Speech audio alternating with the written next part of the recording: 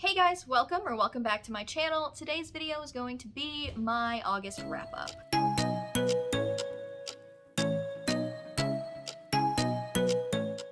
wasn't a great reading month. I'm just gonna lead with that. Compared to previous reading months, we're not really ending it on a strong start.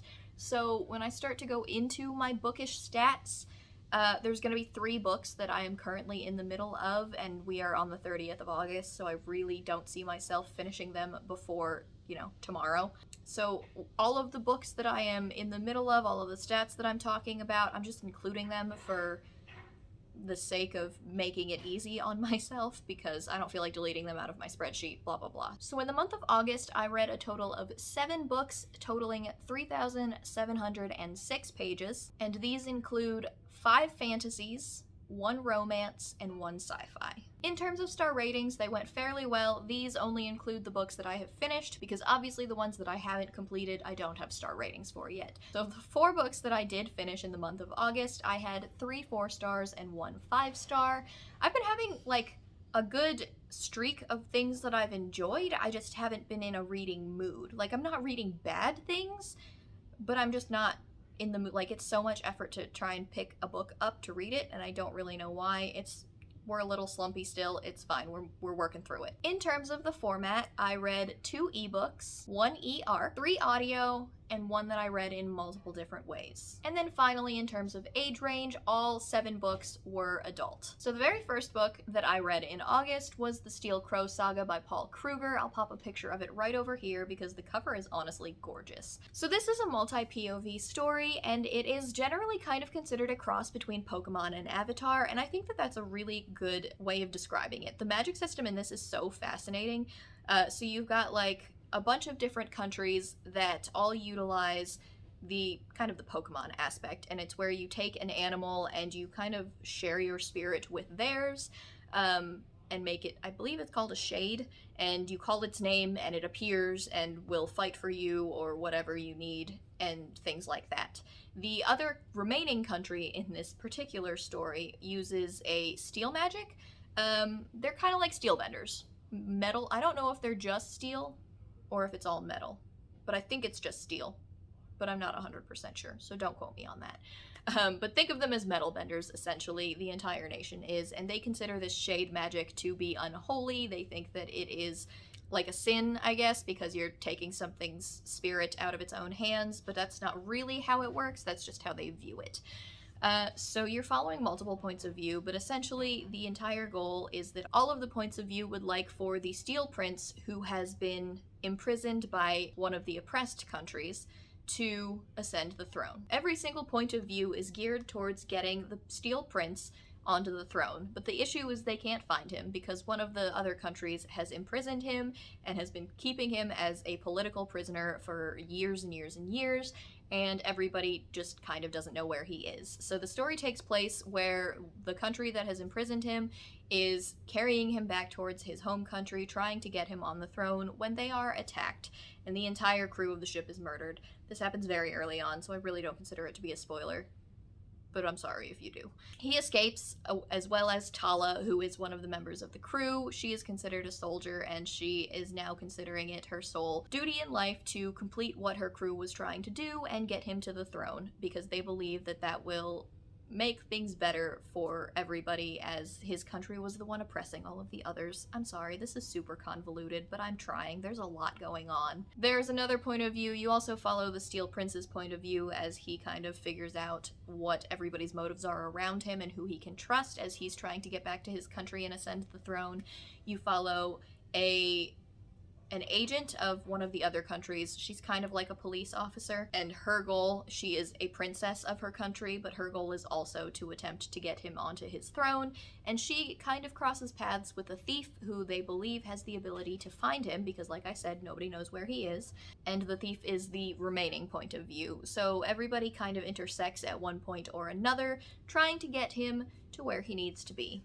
That was probably not a good selling point, and I'm sorry, but I promise you it was a really interesting book, and the audiobook was fantastic, so I think you should give it a shot. I ended up giving this a 4 out of 5 stars. I just kind of wanted more. And I don't necessarily think there were some aspects of it that I felt could have been fleshed out a little bit better. There were some aspects of it that I just wanted more explanation on, and some of the voices, because it was from the points of view of one male and 3 females. So some of the women that we were getting the points of view from, they just kind of blended together for me, and I often didn't know who was talking at that particular time.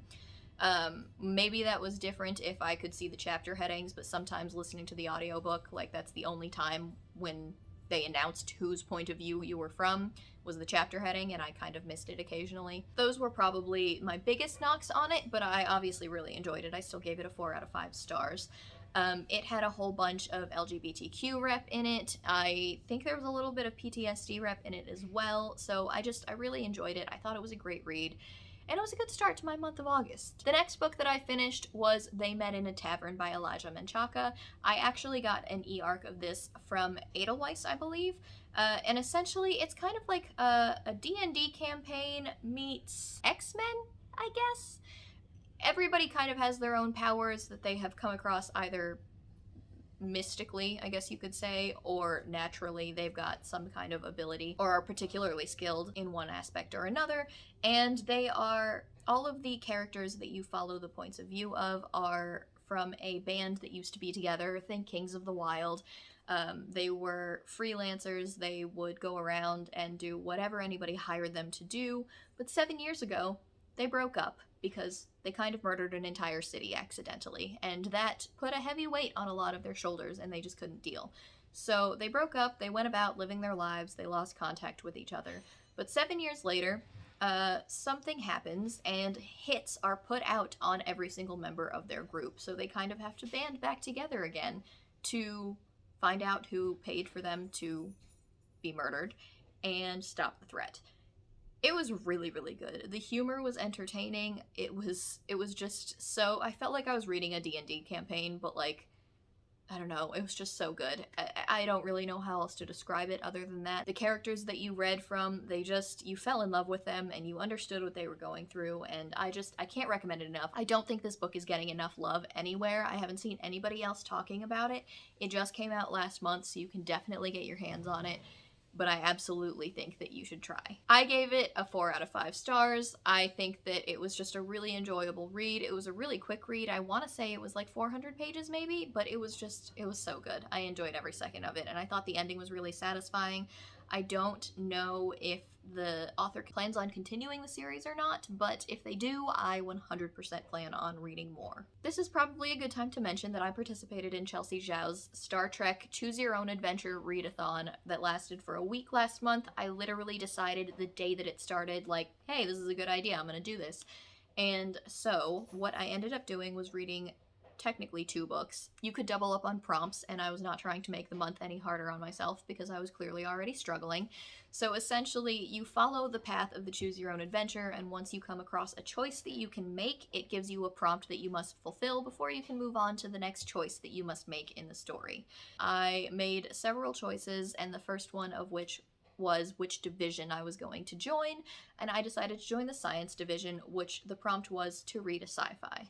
For this, I read Artificial Condition by Martha Wells, which is book 2 in the Murderbot series. In this, Murderbot is trying to figure out what happened in its memories that were erased that caused it to kind of kill a lot of people. That's not a spoiler, they talk about that in the first book, but Murderbot is trying to figure out what happened and figure out why they kind of broke and did that when they were really only there to protect the people in the crew. They enlist the help of another ship, another AI technology in the form of a ship, and you meet another crew that they kind of bond with, and it goes on from there. It was a very short read. I believe I read it audibly, and I really, really enjoyed it. And once again, I gave it a 4 out of 5 stars. I just thought, the Murderbot, I think, is just entertaining. I don't necessarily think it's my all-time favorite fantasy, but I think that it's a very fun read. I think that Murderbot's a very interesting character and extremely relatable at some times. And honestly, who doesn't feel socially awkward in the way that Murderbot does every once in a while? I really enjoyed it, and I will definitely be carrying on with the Murderbot Diaries. The next prompt choice that I had was to pick somebody to accompany me along on a mission onto a planet, and I chose Captain Kirk.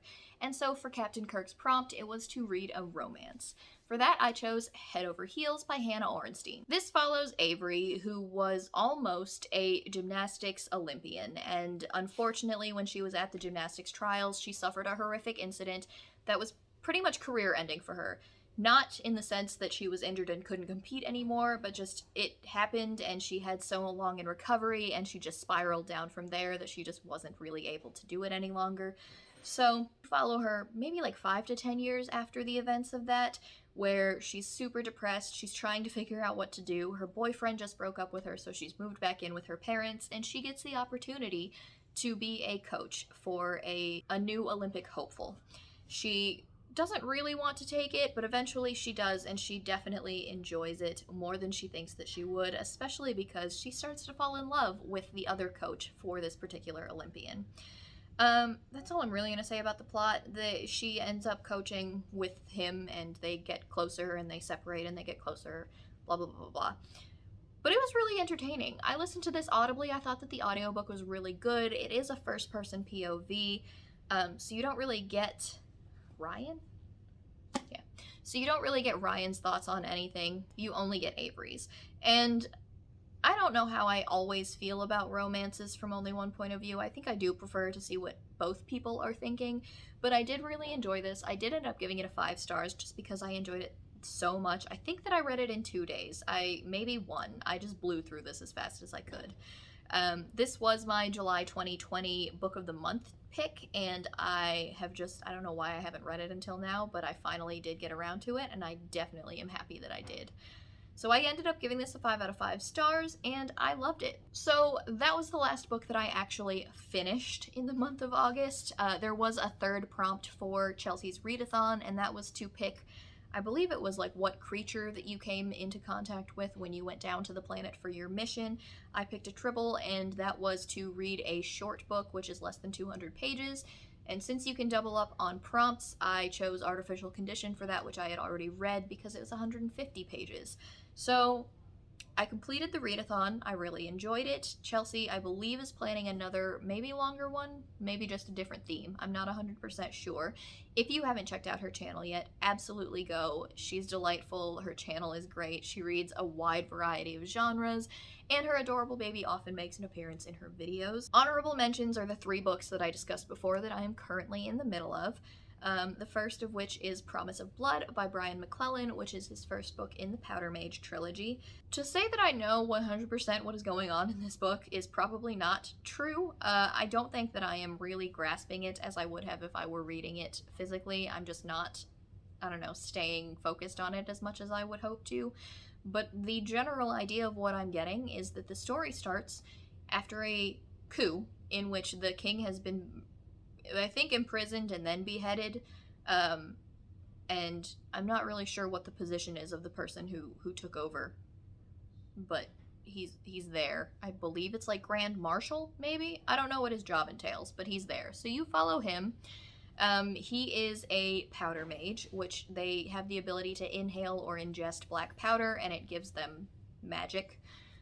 But I do believe that it can be kind of addictive as well. There are many different types of sorcerers and magic users in this world. I don't remember the names of all of them, nor do I remember what they all do. Like I said, my grasp on this is very, very loose. But essentially there has been a coup. They're kind of dealing with the fallout of that. There are monarchy, like loyalists, that believe that the king should remain, well, that there should be a monarch. The king can't remain in power because he doesn't have a head. But, they do believe that there should be a king in power, and I believe that one of the king's illegitimate sons, or maybe legitimate, I'm not 100% sure, is running around somewhere, and they're trying to figure out where he is and put him on the throne instead. You also follow the Grand Marshal's son, Taniel.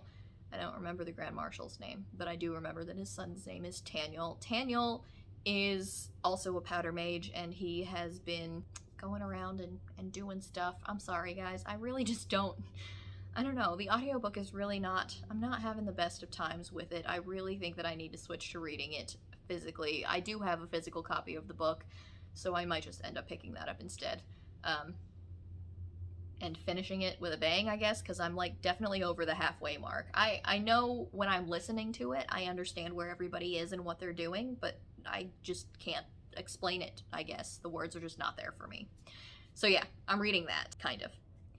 The next book that I'm in the middle of is Winterlight by Kristen Britton. If you have watched any of my other videos, you might know that I really do love the Green Rider series by Kristen Britton. It has been going on for a very long time, but we are finally on book 7, and I was fortunate enough to be approved of an e-arc for this book so that I could read it before it was released.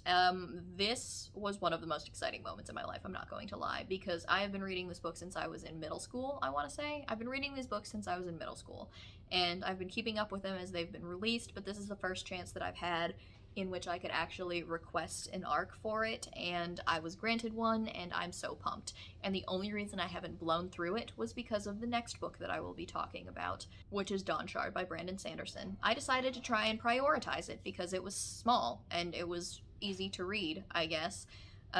It's a novella. It's set between the events of Oathbringer and Rhythm of War, and you follow the character of Risen, who appeared in an interlude, and you follow Cord, who I believe is Rock's daughter, and you follow Lopin, and those are kind of the characters that you are looking at the points of view from, and they're all characters that I'm interested in. Every time I pick it up, I think because I'm reading the ebook on Scribd, the formatting on Scribd for ebooks, I don't know if you guys know, the margins are ridiculous. So that might be putting me off. I don't know what exactly it is, but we're struggling, okay? We're having a little bit of a rough time. But I tried to prioritize Dawn Shard before I read Winterlight, even though Winterlight comes out next week, so I really need to get a move on it. But I'm kind of a mess in my reading life right now, obviously, as this video will show you. So, those are the 3 books that I'm currently in the middle of. Special mention to No Lin by Michael J. Sullivan, which is his prequel standalone to his Rhaenyra Chronicles books. I received an e-arc of that as well. It came out in July. I'm approximately 20% of the way through, and I just put it down temporarily. I haven't been feeling it, and it just, I don't know. I'll pick it up eventually. It's not DNF'd because of the book, that's 100% sure. It's DNF'd because of me. So, we'll move on from that. But anyway, that is it for all of the books that I read in August, or am reading in August, I guess you could say. I've got 1 day left. It's August 30th. So we will see how this goes. I will try and read as much as I can tonight and tomorrow, but I have videos to edit. I don't know. We'll see. But anyway, as usual, I will try and link all of the books that I discussed in the description down below, as well as a few affiliate links to like Book of the Month and things like that. And down there you will also find my Twitter, my Instagram, and my Goodreads, so you can follow me on social media if you would like to. And I think that is it from me today, guys, so I will talk to you in my next video. Bye!